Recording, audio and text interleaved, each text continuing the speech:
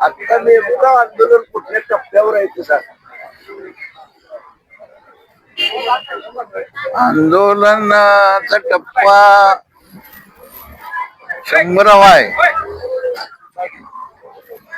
100वा टप्पा असेल, कारण वर्ष झाली किती, तर 1988 पासून आंदोलन सुरू झालं. आणि त्याच्या आधी क्रांतिसिंह नाना पाटलांनी आंदोलन केलेलं होतं. यासाठी शेख काका, क्रांतिसिंह नाना पाटील आणि VN पाटील यांनी आंदोलन केलं होतं. त्यामुळे साधारणपणे तेवढी वर्ष झालेली आहेत. एवढी धरणाला झाली तेवढी, म्हणजे असं काहीतरी 88 वगैरे वर्ष होतील साधारणपणे, धरणाचा पाया खणण्यापासून ती जर घेतली तर ती काय मोजायची, मोजता येईल आपल्याला. पण इतकी वर्ष झालेली आहेत, कारण त्याच वेळेला कणाला खण आणि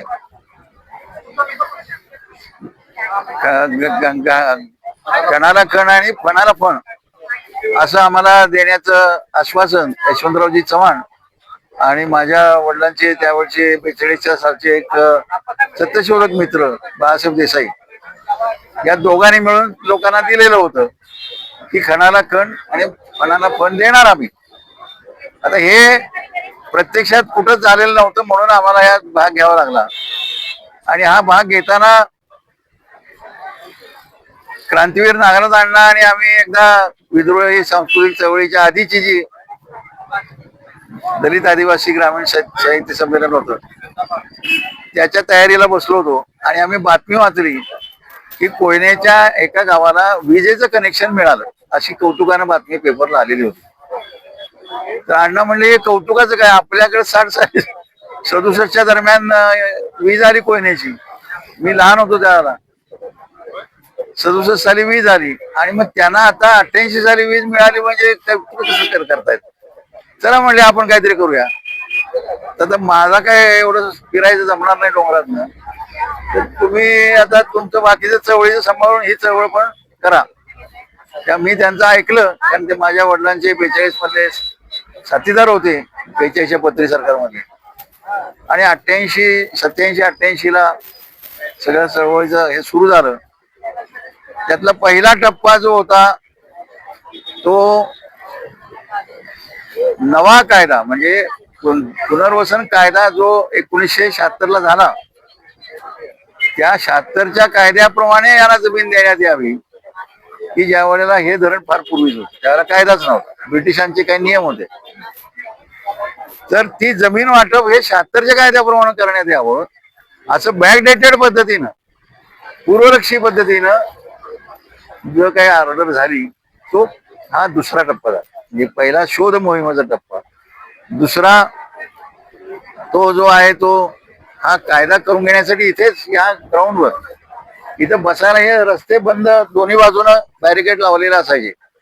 आणि तिकडे आता जे शाहू तेच त्यावेळेला होतं, शाहू क्रीडा मंदिर आहे ते, शाहू क्रीडा मैदान, त्याच्या दर्शकांची जी गॅलरी आहे त्याच्यावर आम्ही झोपत होतो. आणि आंघोळीला जात होतो ते तिकडे जात होतो वेण्णा नदीला, आंघोळ संडास तिकडे करायचा. आम्ही सगळे चालत जायचो आणि चालत जाऊन कपडे डोसक्यावर घेऊन टॉवेल बिवेल इथे यायचं आणि दिवसभर इथं बसायचं. रेकॉर्ड सापडत नव्हतं, रेकॉर्ड हुडकून काढण्याचं काम त्यातनं झालं. आणि त्यानंतर मग हा जो लढा झाला त्यानंतर 3 वर्षांनी अंमलबजावणी सुरू झाली प्रत्यक्षात. आणि त्यामध्ये हा मधला जो कायदा आहे तो लागू केला गेला. सोलापूर जिल्ह्यात जमिनी देण्यास सुरू झालं. तर सोलापूर जिल्ह्यात जमिनी का द्यायच्या, तर त्या सोलापूर जिल्ह्यात कुठेतरी जमिनी द्यायला पाहिजेत. तर ते सोलापूरच्या नावानं GR का झाला, सोलापूरच्या नावानं झाला कारण जमिनी तिथं शिल्लक होत्या, वाटून झालेल्या शिल्लक होत्या, तिथल्या प्रकल्पग्रस्तांना उजनीच्या वाटून झालेल्या शिल्लक होत्या. आणि मग तिथं जाण्याची प्रक्रिया सुरू झाली. आणि त्यातून पुढे एक 4-5 वर्ष त्या पद्धतीनं प्रक्रिया झाल्यानंतर त्यामध्ये सगळे एजंट घुसले आणि लोकांच्या ऑर्डर झाली की बाहेर जाऊन विकायची जमीन अशी पत्र सुरू झालं. त्यातनं आम्ही बाहेर पडलो आणि आम्ही अधिकाऱ्यांना सांगितलं की ह्यात आम्ही हे करू शकत नाही, जेवढं आता झालं तेवढं झालं. आता तुम्ही एजंटांचा खेळ करताय, तुमच्या कोट्याचा खेळ तुम्ही करा. आम्हाला कधी वाटेल पुन्हा तयारी करून त्यावेळेला आम्ही तुम्हाला हिसका दाखवू. म्हणून तो जो टप्पा आहे म्हणजे तिसरा टप्पा म्हणायचा, हा तिसरा टप्पा हा तिथं संपला. आणि मग पुन्हा जवळजवळ 30 एक वर्षानंतर जे शिल्लक राहिलेले लोक होते, ज्यांना जमीन अजून मिळाली नव्हती, ते लोक कोण होते हे महत्वाचं आहे. हा टप्पा जो आहे तो साधा टप्पा नाही. तर ह्यात कोण राहिले होते? आता जर तुम्ही आता सरळ गेलात आणि तुम्ही विचारलं की तुम्ही कोण, तर ते सांगतील मी कुणबी आहे. जावळीच्या खोऱ्यामध्ये 2 प्रकारचे शेतकरी राहतात, एक राव मराठा आणि एक नुसता मराठा.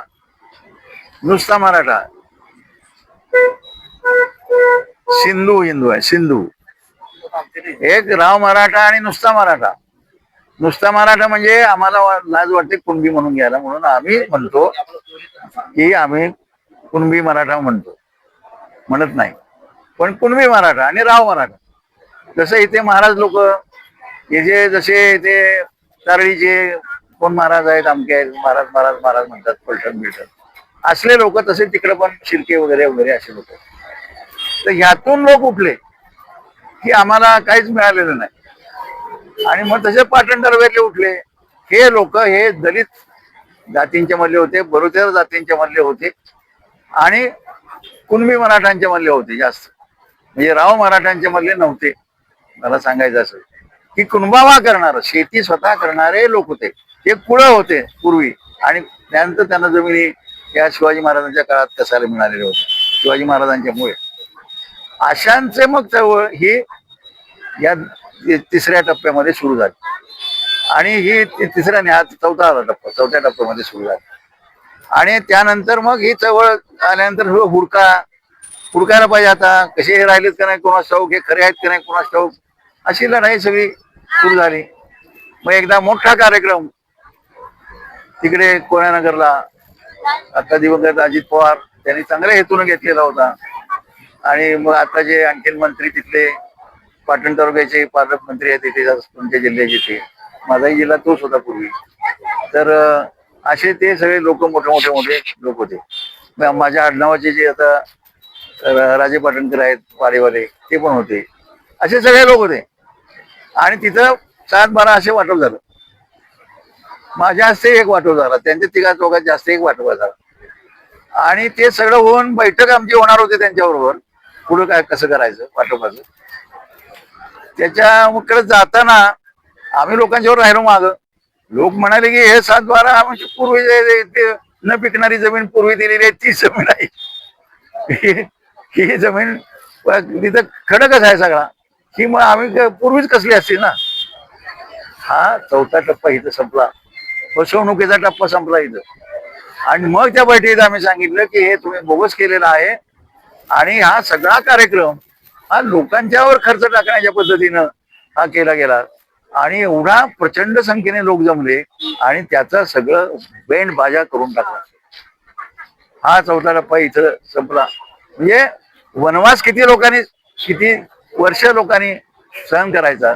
आणि या सत्ताधारी मंडळींचं जे काही आहे वागणं, त्याचं जर किती सोसायची याला प्रमाण नाही. त्यानंतर मग काही काळ गेला आणि मग आम्ही म्हणलं की आता काही नाही, आता लढाईशिवाय दुसरं काही होणार नाही आणि आता जरा मूलभूत जाऊन लढा करायचा. त्यानंतर हा लढा सुरू झाला, तो हा 5व्या टप्प्याचा लढा सुरू झाला. आणि हा 5व्या टप्प्याचा लढा आता चालू आहे. पण यामध्ये जे लोक आहेत ते इथं यायचं म्हणलं तरी सुद्धा, बेमुदत राहायचं म्हणलं तरी सुद्धा काहीतरी किडूक मिडूक असं त्यातनं ऍडजस्टमेंट करून येणारे लोक आहेत. सीधा स्वतःचा. आणि आमची सगळीच आंदोलनं कुठल्या फंडेवरून असतात. माणसं इथंच येऊन आपापलं जेवण करून खाण्याच्या पद्धतीने जातो. तर ही माणसं मात्र यामध्ये कोणी एजंट बिजंट नाही, ही साधी माणसं आहेत. आणि त्यामुळं ही लढत आली. त्यातून आता इथं जमीन वाटप करायचं ठरलं आणि जमीन वाटप करताना पात्र कोण आहे हा टप्पा सुरू झाला, दुसरा टप्पा सुरू झाला. आणि हा वाटप करायचे सुरू झालं. ते वाटप करताना आता हे पात्र आहेत की नाही, समजा 144 लोकांनी ठरवले की त्यांना जमीन नवीन दाखवली. जमीन कुठली? मग जमीन असं झालं की मग उरमोडीतून आहे ते आम्हीच उचललो की उरमोडीच्या लोकांना वाटून संपूर्ण झालेली त्यांची बाजूला काढून त्यांना लागणार आहे ती उरलेली जमीन, तारळीच्या लोकांना वाटून संपूर्ण लागणारी अजून ती बाजूला काढून उरलेली जमीन, सांगलीला तिथल्या धरणांना लागणारी त्यातली बाजूला काढून ती उरलेली जमीन, अशा जमिनीवर पसंत्या घ्यायला सुरुवात झाली. आणि मध्येच सरकारनं काय केलं की तो सगळ्या महाराष्ट्राला उघडं ठेवलं. कुणबी यावं टिकली मारून जावं, ते पूर्वी खेळ होता तसा. तर एक टिकली मारून जावं याचा अर्थ असा की नागपूर, अमरावती, अमकं तमकं, वर्धा, औरंगाबाद वगैरे वगैरे कोकणात कुठल्याही लोकांनी यावं तिचा अर्ज करावा. प्रत्यक्षामध्ये ते आम्ही होऊ दिलं नाही. त्यामुळं आता पसंत्या दिलेल्या आहेत आणि या पसंत्या ज्या दिलेल्या आहेत या पसंत्या ज्या आहेत त्या साधारणपणे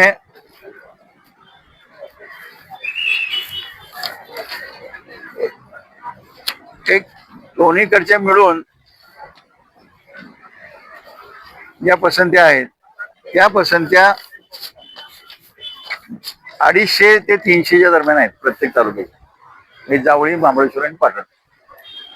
तर ते 250-300 म्हणून 3 ते 900 पर्यंत. मग आता ह्याची छाननीला तपासायचं कसं, म्हणून ते रेकॉर्ड, मग तुम्हाला रेकॉर्ड आणायला सांगेल, तुम्ही रेकॉर्ड आणायचं. रेकॉर्ड आहे ते सरकारकडं. मग मंत्रालयाच्या बैठकीत मध्ये लढे झाले. मी म्हणलं रेकॉर्ड आम्ही कसं, तुमच्याकडे रेकॉर्ड आहे तुम्ही आमच्याकडे मागताय. आम्ही जायचं पाटण तहसीलला, आम्ही जायचं जावळीचे, आम्ही जायचं महाबळेश्वर तहसील कचेरीमध्ये आणि तिथे पैसे भरायचे आणि रेकॉर्ड काढून घ्यायचं. तुमच्या बापाने केलं होतं का? त्या रेकॉर्ड तुमच्याकडे आहे, ते तुमचं तुम्ही बघायचं. रेकॉर्ड आमचं आम्ही नाव देणार. जे गेल्या त्या निवडणुकीच्या पूर्वी शेवटची जी बैठक मंत्रालयात झाली त्यामध्ये आम्ही स्पष्टपणे सांगितलं, जे विधानसभेच्या निवडणुकीच्या आधीच्या बैठकीमध्ये, की आम्ही रेकॉर्ड आम्हाला शोधायला लावणं, आमचे पैसे घालवणं म्हणजे क्रूर चेष्टा आहे आणि हे म्हणजे उलटा न्याय आहे. त्यामुळं आता ठरलं की अर्ज आणि माझी जमीन कोणत्या त्यावेळी जी होती ती कुठल्या 7-12 आणखी माझं नाव हे त्याचा पुरावा, म्हणजे मी कोण आहे त्याचा पुरावा, याच्या पलीकडे सगळे कागदपत्र त्यांनी द्यायची असणार. हा 6वा टप्पा हा महत्वाचा झाला की लोकांना सोपं जायला लागलं. आणि आता मग वाटप का सुरू होत नाही, तेवढ्यात 7वा टप्पा सुरू झाला. हायकोर्टात पाटणकर आडनावाचा एक माणूस गेला. त्यांनी सांगितलं की मला ही जमीन वाटप जे झालेलं आहे मला जमीन का मिळत नाही, बाकीचे बोगस झाले आणि असं आहे. त्यामुळं मग ते बोगस हा शब्द आला. हायकोर्ट म्हणाले हा बोगस माणूस म्हणतोय तर सगळ्याची चौकशी करा, सगळ्याची धोम कनेर अमुक तमुक महाराष्ट्रात उजनी बिजनी सगळ्यांचं वाटप थांबवून टाकलं. सगळ्यांचं वाटप थांबवून टाकलंय. आता वाटप करायचं नाही. आणि मग आम्ही म्हटलं की बाबा हे निदान वाटप करण्याची तयारी चालू ठेवा, कारण आमचं रेकॉर्ड आहे, बाकीच्यांचं रेकॉर्ड नसेल तरी हे रेकॉर्ड आम्हीच मिळवलंय आणि हे तुम्हाला तुमच्याकडे पण शोधायला लावले. ज्यांचं रेकॉर्ड आहे त्यांनी काय करू नका ना असं भानगड. आणि मग हे अर्ज बिर्ज हे चालू राहिले आणि आता रेकॉर्ड हे जे आहे ते त्यांनी काढलं आणि फायनल आकडे आता काल आम्हाला दिलेले आहेत की हे जे आहेत असे आकडे आहेत. आता सगळे छाननी झालेले आहे. म्हणजे आता राहिले कळलं तर हायकोर्टाचा जो आडना आहे तो आडना राहिलेला आहे. तेवढ्यात मंत्रालयातले सचिव असं म्हणतात की याची जमीन ज्यावेळेला त्यांनी बुडली त्यावेळेला एकराला 25 रुपयाला होती. मग 25 रुपये त्याला भरायला लागणार आणि आत्ताची जमीन 4 लाखाची असणार, 1 लाखाची असणार. असलं नाही चालणार. समदृष्टी असली पाहिजे. म्हणजे ह्यांची लय समदृष्टी आहे तिथं शिखरावर बसून. हे बंगल्यात राहणार, राजवाड्यात राहणार आणि झोपडीत राहणाऱ्याला समदृष्टी शिकवणार. तर या पद्धतीने आम्ही त्यांना आता सांगितलेलं आहे की त्या वेळेपासून आतापर्यंत आम्हाला जमीन न मिळाल्यामुळे आमचं जे नुकसान झालं उत्पन्नाचं त्याची बेरीज तुझ्या 4 नाही 10 लाखापेक्षा जास्त होते.